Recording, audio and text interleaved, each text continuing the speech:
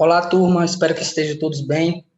A gente ficou com o tema Rhodococcus equi em potro.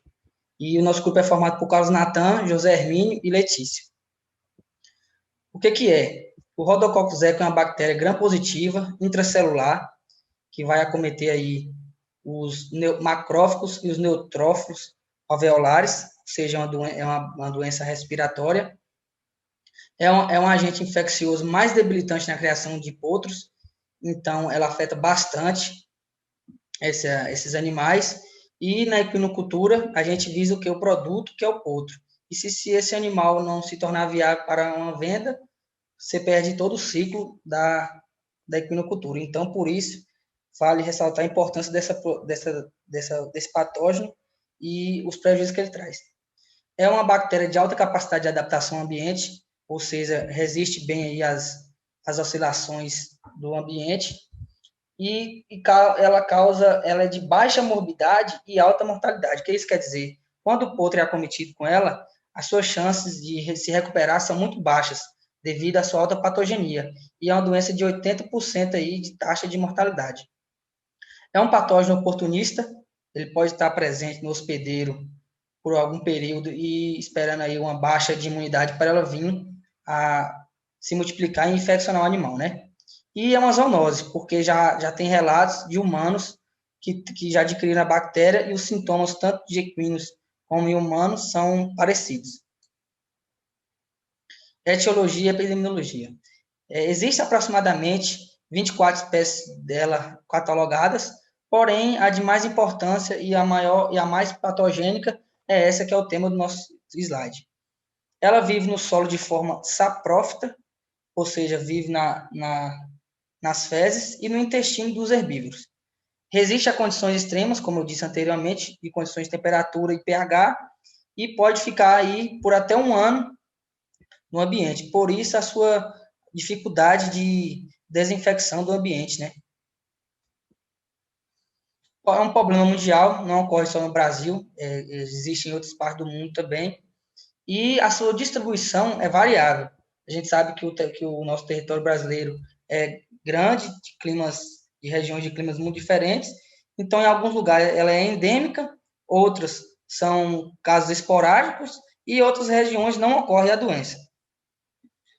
Isso também pode ser que não haja diagnóstico, né? Talvez uma região que não ocorre, talvez é por uma falta de diagnóstico. E os fatores que influenciam o desenvolvimento dessa bactéria, a multiplicação, pode ser fatores de criação e ambientais. Os de criação são uma forma de manejo, superlotação, seja nas baias ou nas pastagens que esse animal está, lotes de idade diferente, ausência de monitoramento após o nascimento e pós-esmama também, né? Falta de um acompanhamento com um profissional e pastos pobres. E já os fatores ambientais são altas temperaturas, pouca chuva e poeira, fator que influencia diretamente na multiplicação dessa bactéria. Vou passar a palavra aqui agora para a Letícia. Oi, pessoal. Vou falar para vocês um pouco sobre a transmissão da doença, que ocorre principalmente através dos potros infectados que disseminam a bactéria virulenta nas fezes. A principal forma de contaminação é a inalação das partículas de poeira contaminadas. Ou seja, uma partícula de poeira que está contaminada pela bactéria, pela cepa virulenta, ao ser inalada através do ar, acomete os animais. O trato alimentar e a pele lesada também são fontes de infecção, geralmente onde os potros ingerem as fezes das mães e são infectados pela bactéria. E existem também suspeitas de que, quando ocorre uma disseminação muito grande da bactéria, e essa bactéria fica muito presente no ambiente, então ela pode ocorrer a transmissão direta de um potro para outro.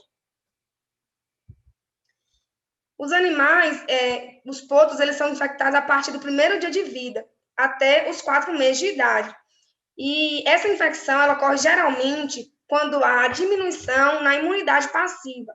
Ou seja, quando os potros começam a diminuir ou cessam a lactação, e aí essa imunidade que é passada da mãe para o filho, ela é diminuída. E os animais ficam mais vulneráveis à doença. No início da doença, geralmente ocorre uma infecção inaparente, podendo ou não estar presente as alterações respiratórias. E conforme a doença vai se desenvolvendo, começam a aparecer abscessos pulmonares. E esses abscessos pulmonares acabam alterando a frequência cardíaca e provocam dificuldade de respirar. Em quadros severos, ocorre a absedação do pulmão e o animal começa a apresentar hipertermia, taquipneia e depressão, podendo esses sintomas serem acompanhados de tosse ou descarga nasal, mas não necessariamente. Conforme o quadro clínico vai progredindo, os animais começam a apresentar anorexia, se posicionam em decúbito, fazem a respiração abdominal e apresentam cianose devido à baixa oxigenação. E quando os animais não são tratados ou não consegue-se a cura, o animal pode ir a óbito. As manifestações clínicas, elas podem ser observadas através da auscultação pulmonar, que vai estar presente sibilos e estertores respiratórios, ou em casos onde ocorre uma severa consolidação de abscessos, os sons pulmonares ficam diminuídos, então dificulta muito a auscultação.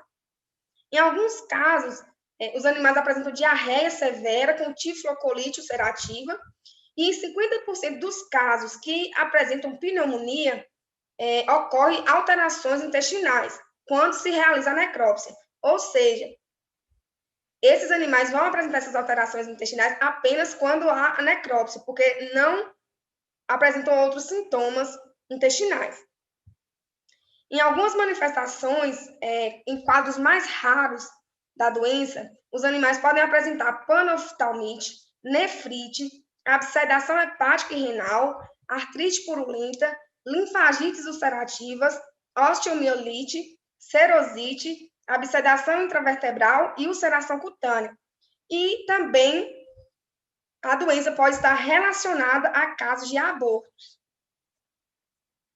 Vou passar a palavra agora a Natan, que vai falar um pouco sobre o diagnóstico da doença. E aí, pessoal, tudo bom? Como é que você está? O diagnóstico precoce é de total e fundamental importância para a sobrevivência do potro, já que a bactéria não responde aos antimicrobianos que comumente são utilizados para o tratamento de outras pneumonias. Porém, o diagnóstico precoce é um pouco difícil, por conta que o potro desenvolve uma habilidade de compensar a perda funcional progressiva do pulmão, fato que dificultará o diagnóstico.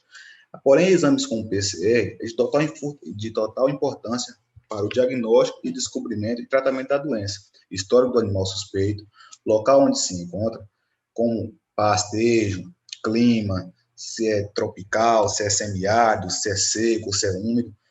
A avaliação hematológica, através da leucocitose, por neutrofilia e aumento do fibrogênio.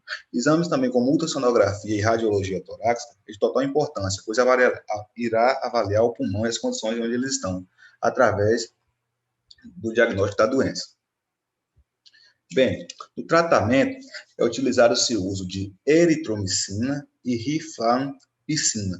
Porém, a eritromicina pode causar efeitos colaterais, como hipertermia e diarreia.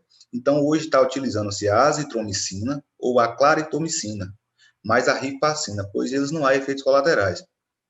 Porém, mesmo com esse tratamento, a chance de o potro vir a óbito é muito grande, pois a partir da década de 80, quando começou esse tratamento, diminuiu um pouco, porém é 20% de chance desse potro escapar, mesmo tendo um tratamento correto. Porém, essas enfermidades causam sintomas secundários, e para tratar esses sintomas secundários, utiliza-se anti-inflamatórios não esteroidais e oxigenoterapia.